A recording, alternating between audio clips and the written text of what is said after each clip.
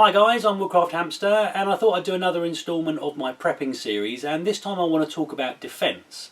Now it's not something that I seriously consider myself needing to do, but it does seem to be a very large part of the prepping process for a lot of people, so I thought I'd give it the time it deserves. Now I've split this video into two. This is more of a theory based video. You can see I've got a number of items sitting behind me which I will show you properly in the next video. But really today was just to talk a little bit about sort of the theory behind defence, a few points about my scenario being based in the UK, and how that differs potentially from other parts of the world in terms of prepping. So really the first thing I wanted to say was if you're in a situation where everything has gone to hell, there's no emergency services, you're basically left to fend on your own, whether that's for a short period or for a potentially extended period. And you may get to a point where you need to defend yourself. You may be the most law-abiding person going, but there will always be people who will try and take advantage of the fact that the emergency services aren't available. Therefore, there is nobody to stop me doing whatever the hell I like. And oh, I've seen somebody over there, and they have something I want. I don't have the ability to take it or to get it for myself for whatever reason. I am going to take it from them. So in that scenario, you're pretty much on your own. And the first thing I wanted to say is that if you can at all avoid having to defend yourself in the first place, that for me will always be the first option. If you are in your home and there is a group of people out on the street looking like they intend to cause trouble, best thing you can do is make sure you've got no lights on, don't make any noises, make it look like your place is completely derelict, or there's no one home, and hope that they leave you alone. That is the best scenario in that kind of thing. Secondly, if maybe it's been a short period and your supplies are running low and you need to go out and try and restock from somewhere, or you need to go out and start gathering things, and you come across a person, or even worse, a group of people, and they start demanding, if you can't get out there their line of vision in the first place and you can't prevent them from seeing you, if you have something that they want, you need to consider handing it over. If it's something that maybe is the difference between life and death for you, then potentially yes, you have to defend yourself. But if you've gone out and your food supplies are running a bit low, you've gone and you've scavenged some more from somewhere, and you come across 2 or 3 people and they want the bag of goodies that you've got, probably the best thing you can do, if you can afford to give those away or afford to give them up, is essentially chuck them over, probably away from the people that want them, and then run. A lot of people would frown on that, like, oh, you stand up for yourself, you should fight for things and all the rest of it.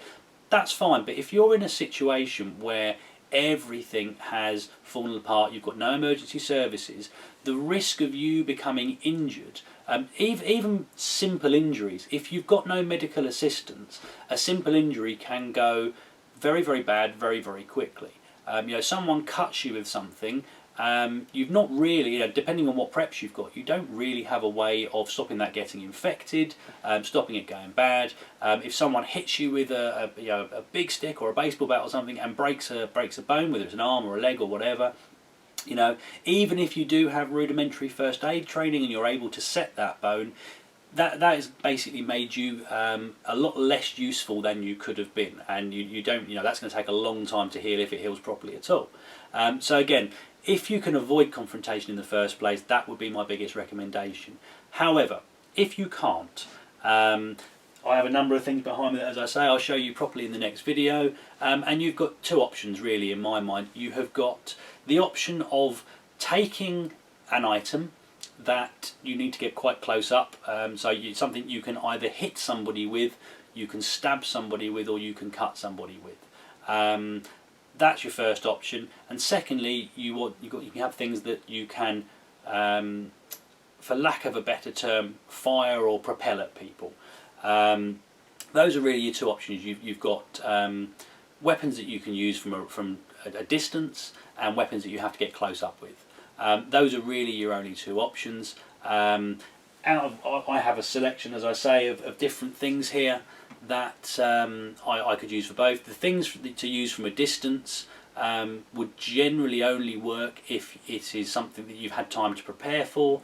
The close-up things are generally for use if you get surprised, or if someone has got past, you know, whatever it is you've been using at a distance. So I mean, really, that's it, guys. I'm just going to move my camera a little bit, so I'll notice a bit of a glare on the screen there. And I'll wrap this video up, and I'll, as I say, do another one about the particular items. I'm sure that's what everyone really wants to see. I just wanted to talk a little bit, you know, about the theory behind things. Right then, guys, so just really to finish up, there were two more things I wanted to talk about. One is, if you are planning on having some form of preps to use as a weapon, I would highly recommend having some form of training in order to use that weapon. You may have noticed behind me here I've got a couple of things. I've got a bow here, I've got a crossbow, both of which I'm no expert by any means, but I am proficient with. I understand how they work. I can generally hit a target that I'm aiming at 9 times out of 10 at varying distances, and also I've got a number of knives and other bladed tools here. Now, you know, I'm quite fortunate. Over the course of my life, I've done various martial arts and things like that. I've practiced HEMA and things like that. Again, nothing to any kind of expert level. I've never been a black belt or anything like that. But I do have a very basic understanding of edged weapons and you know, that kind of thing. And I would highly recommend, even if you just go on like a couple of evening classes, or you go on a short one-day or a half-day course on things like self-defense, you know, how to defend yourself if somebody is attacking you with a knife, if they're attacking you with a club, that kind of thing. It's really, really useful. And again, if it's something you're doing for your preps and it's something that you take particularly seriously, and you know, hopefully you've sort of noticed something, yeah, this is all done a little bit tongue-in-cheek for me, because I don't genuinely believe I'm ever going to have to resort to defending myself in this manner.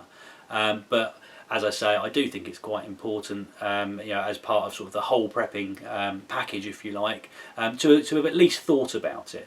And again, I'm quite lucky that I have a number of items that, through various other hobbies and activities that I do or have done, that I happen to have them. I know how to use them, and it would be the obvious choice for me. If I ever did need to defend myself, that, you know, these would be the items I would use. And then the last thing I just wanted to talk about, specifically for anybody in the UK, overseas, things work slightly differently depending where you come from, where you're based. In the UK specifically, it was just a little bit of advice more than anything, and by all means, you know, find out the legalities of this for yourselves. You know, don't take my word for it. This is just my understanding.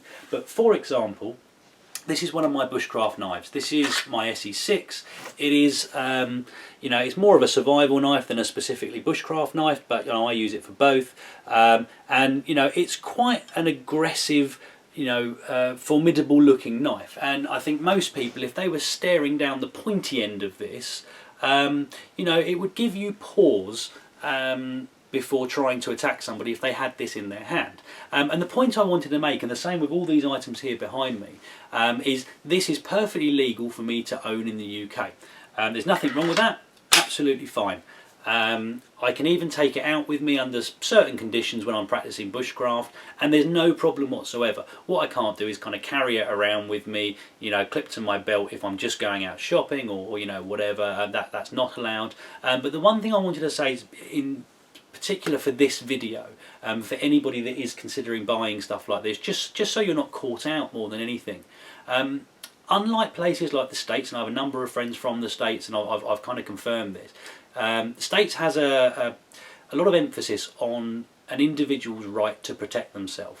You know, depending on which state you're from, you have the option of carrying a knife around with you, potentially carrying a firearm around with you. You know, generally, you know, you'd have some form of permit, you know, a concealed carry permit, things like that. And you're allowed to carry that around with you for the purpose of self-defense, for protection. Personally, I agree with that as an idea.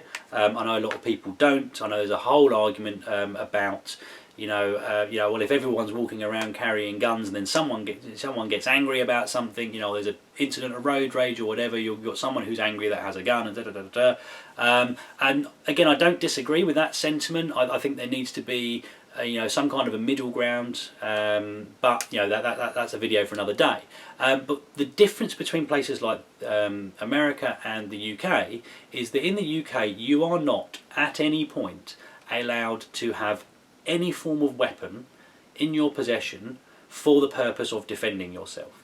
That's not to say you can't defend yourself with a weapon, but the legality and the key point here is that you cannot have this knife on your person, or let's say you're at home, you can't have this knife on your bedside table for the purpose of defending yourself. Because if someone broke into my house and this had been left on my bedside table with the intention of using it as a weapon in case someone broke into my house, that person broke in, I've picked this up, I've walked down the stairs, somebody's jumped out at me and tried to attack me, I've then reacted to defend myself, and I've caused that person an injury, or worse, you know, that person is dead. I am the one who will be facing criminal charges, and that would be generally if the police turned up after this incident. They asked for my statement. What happened? Oh, well, I woke up, I heard someone downstairs, I picked up the knife I keep by my bedside just in case somebody does break in. I went downstairs, he attacked me and I defended myself. In that scenario I have broken the law, because I'm essentially I am premeditating the use of a weapon. And again, I won't go into all the legality of it, by all means look that up for yourself. Whereas if I had left my camping bag in my bedroom and my knife was sitting on top because I just cleaned it and sharpened it after going out for use, and I heard someone downstairs and I was in fear for my life, and that knife was the first thing I had to hand in that scenario, and I picked it up and I walked downstairs and exactly the same thing happened, generally that would be considered legal self-defense. And that's the thing I really want to sort of make you guys aware of, is that, you know, you can own any of it. I mean, I've got larger knives here, I've got axes, I've got a machete, I've got a crossbow. All of these things I can own, but I can't own them for the purpose of self-defense. If they happen to be on hand, and you know, there's a situation that someone's broken in, they're attacking me, they're attacking my family, and I happen to have it on hand, and I grab it as a kind of, you know, automatic reaction, as the first thing that comes to hand, that's fine. Depending, of course, yeah, if I was to take a crossbow and shoot somebody who had just run in through my open living room door and they had no weapon on them, that's a whole different thing. Reasonable minimal force. But again, for the purpose of prepping, you know, we're talking about a scenario where law and order has broken down, and to be fair, you're going to care less about the legal ramifications in that kind of scenario. That again, that's why I say, yeah, slightly tongue-in-cheek. But that's kind of how I'm treating this scenario at the moment. But anyway, guys, I think I've rambled on for long enough. I just wanted to do this first part of the defence video, because I was going to do one where I sort of showed you all the items at the same time. I did a quick version of that, and it worked out about 40 minutes long, which I didn't want it to be that long. So I hope it was useful, guys. I will come back quite shortly with another video showing you all these items, which is, I'm sure, really what everyone wants to see. Hit like and subscribe if you'd like to see more, and I hope you'll all join me for the next one. Thanks, guys.